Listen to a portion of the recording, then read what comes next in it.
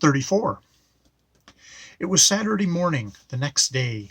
Aln Mndlshn and I started off on foot for Nussbaum Street and Utopia Avenue, right after breakfast. It was a long walk. It took almost an hour to get there.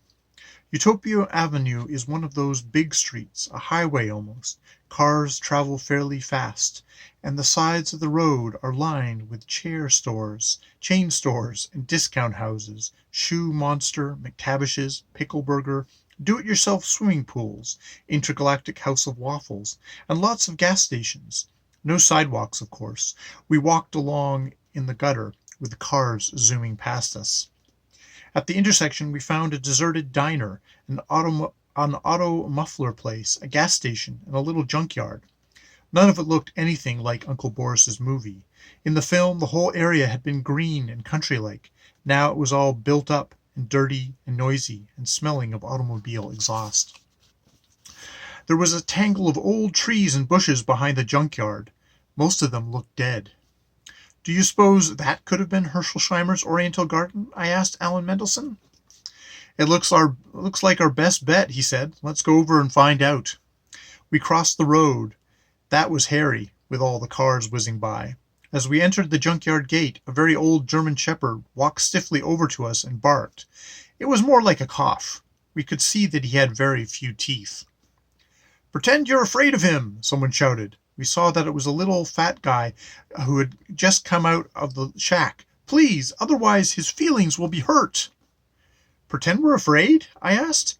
"Come on, do it," the little fat guy said. "It'll make him feel good." I felt a little silly.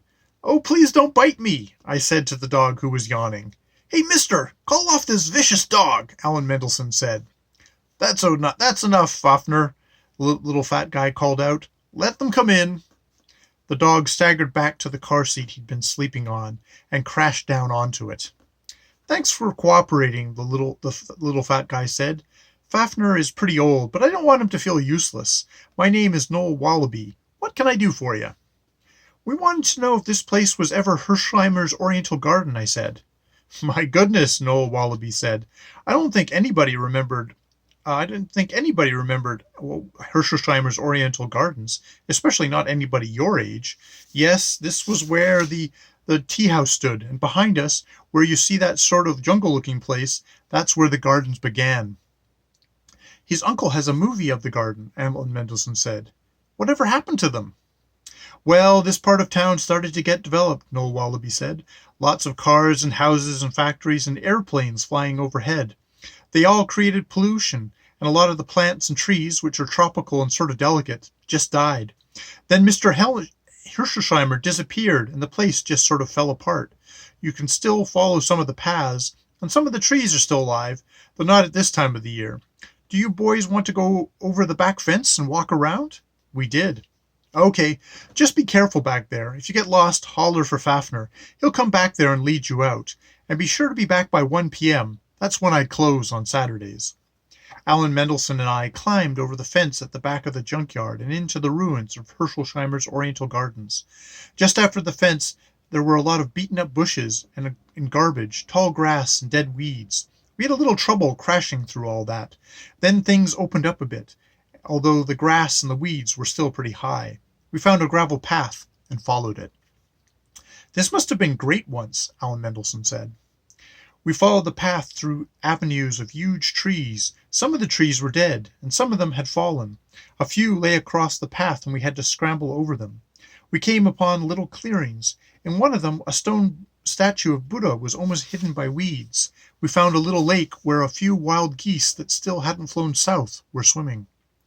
We went a long way. The noise of the cars on Utopia Avenue was far behind us, barely heard. We really liked Herschelsheimer's Oriental Gardens, or what remained of them. For a while we actually forgot all about what we had come for, all about making contact with a parallel plane of existence. The ruined gardens were so interesting that we just wanted to walk around and enjoy them. We sat on a big rock and watched the Canada geese for a long time. "Well, we're here," I said. "Yeah," Aln Mndlshn said. "This is supposed to be a place where we can make contact with another plane of existence," I said. If we go into state 26, Aln Mndlshn said. Yeah, I said. Well, do you want to do it? We might as well. I mean, this is what we came here for. Do you want to do this one time so that do you want to do this one at a time so the other one can sort of watch out for you, or both at once? I thought it over. Both at once, I said. We closed our eyes and went into state 26. When we opened our eyes, everything looked the same. We were still sitting on that same rock. The geese were still swimming around in the little lake.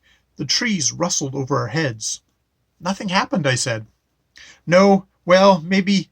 I'm not sure, Aln Mndlshn said. I knew what he meant. Everything was the same, but it wasn't. I don't know exactly what we expected. I wasn't sure if I felt anything out of the ordinary. It seemed awfully quiet. There was something different about the light. It was sort of pink.